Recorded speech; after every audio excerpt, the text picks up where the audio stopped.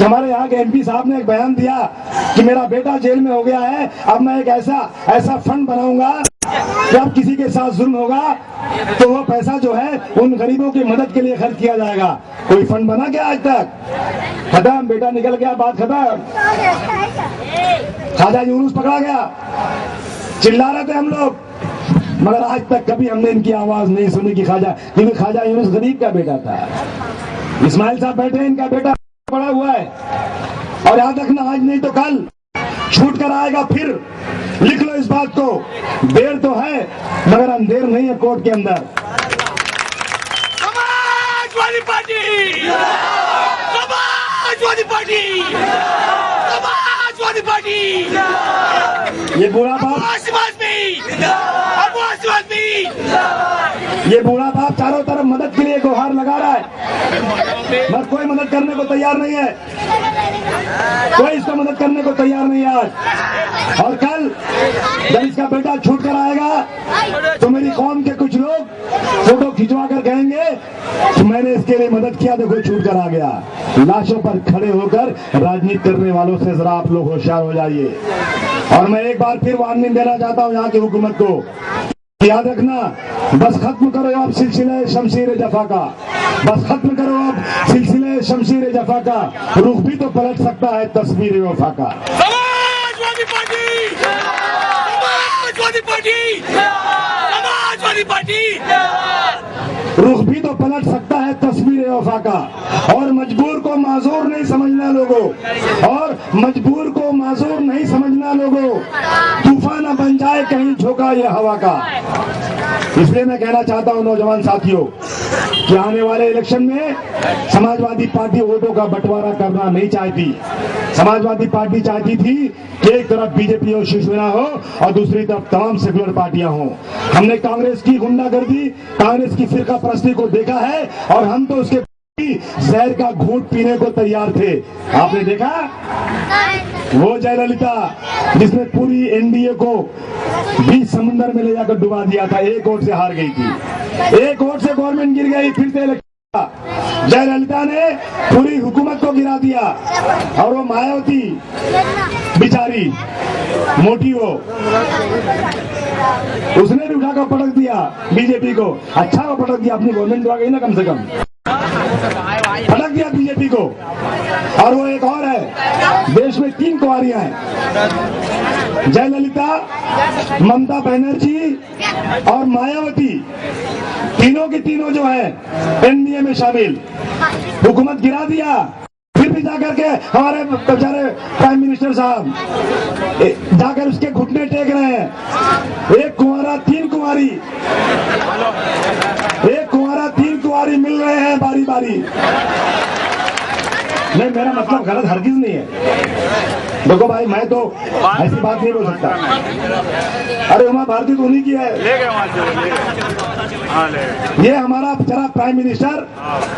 हम लोग पार्लियामेंट में देखते हैं, चलते हैं ना, वो तो उन्हीं गुड़िया होती, बच्चों की चाबी वाली गुड़िया, टुप टुप टुप चलते हैं ऐसे बेचारे। और इतना घुटने टेका तीनों कुंवारियों के सामने कि दोनों घुटने बेकार। और एक बार अमेरिका के सामने घुटने टेक कर ऑपरेशन करवा चुके, अब ये तीनों कुंवारियों के सामने घुटने टेक करके कितना ऑपरेशन करवाओगे?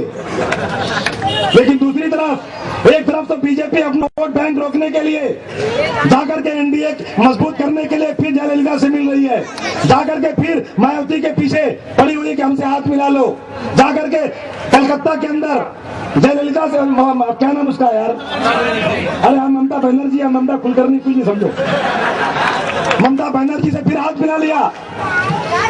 तीनों से जिसने हुकूमत गिराया उससे हाथ मिला लिया। लेकिन उत्तर प्रदेश में मुलायम सिंह यादव की शक्ल तो अच्छी खासी है यार, पहलवान आदमी मुलायम सिंह यादव, लेकिन पता नहीं क्या चक्कर है कि सोनिया गांधी उससे हाथ मिलाने को तैयार नहीं, हाथ नहीं मिलाएंगे उससे। याद रखिए, हंसने की बात नहीं है। पिछले दिनों टाइम्स ऑफ इंडिया में छपा था, टाइम्स ऑफ इंडिया कोई छोटा गली वाला अखबार नहीं है, इंटरनेशनल अखबार है। उस अखबार की न्यूज है ये, बहुत ही गंभीरता की बात है ये।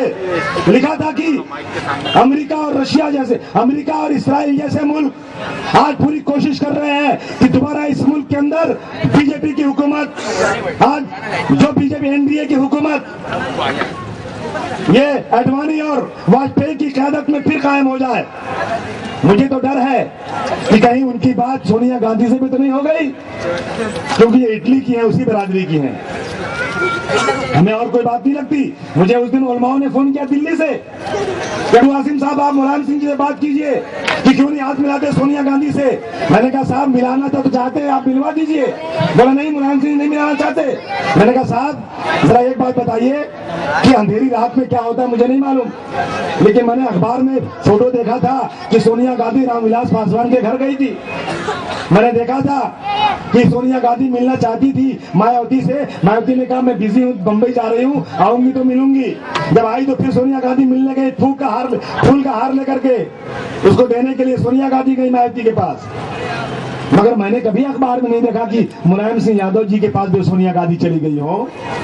अगर आप ये कहते हैं कि सोनिया गांधी मिलना चाहती तो एक बार कहीं फोटो तो मुझे दिखा दो टेलीविजन पर कि सोनिया गांधी चलकर मुलायम सिंह जी के पास गई थी, तो हम कह सकते हैं मुलायम सिंह जी आप क्यों नहीं हाथ मिलाते, ठीक बात है ना। लेकिन आज तक मुलायम सिंह यादव जी से हाथ मिलाने को तैयार नहीं। याद रखना दिल्ली की गद्दी अगर बचाना है सांप्रदायिक ताकतों से तो बिना मुलायम सिंह यादव के कोई माई का लाल बचा नहीं सकता। बचाएगा तो मुलायम सिंह यादव बचाएगा। समाजवादी पार्टी। इसलिए मैं कहना चाहता हूं कि तमाम लोग मिलजुल करके एक साथ समाजवादी पार्टी मुलायम सिंह यादव के वसूलों को एक एक इलाके में पहुंचा दो। मैं लड़ूंगा इस इलाके की सीट इंशाअल्लाह ताला, बताऊंगा तुम्हारी कितनी ताकत और मेरी कितनी ताकत है।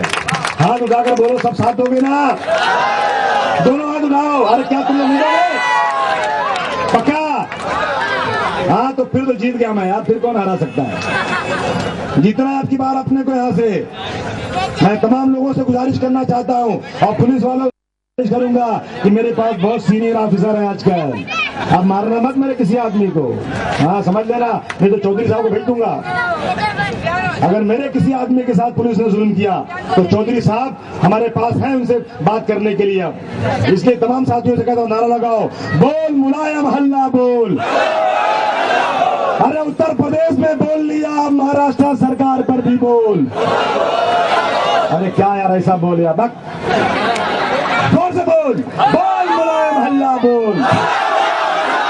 अरे दोनों हाथ उठाकर बोल। अरे उसके घर तक आवाज जाए ऐसा बोल, बोल मुलायम हल्ला बोल, बोल उदय प्रताप सिंह हल्ला बोल। बहुत बहुत शुक्रिया भाई, गला खराब हो गया, क्या माइक लगा यार, क्या यार तुम लोग माइक यार। ये भी शिवसेना तो ठीक है, ये लोग फिरका परस्ती बहा रहे हैं, ये खुले दुश्मन है, चाहते हैं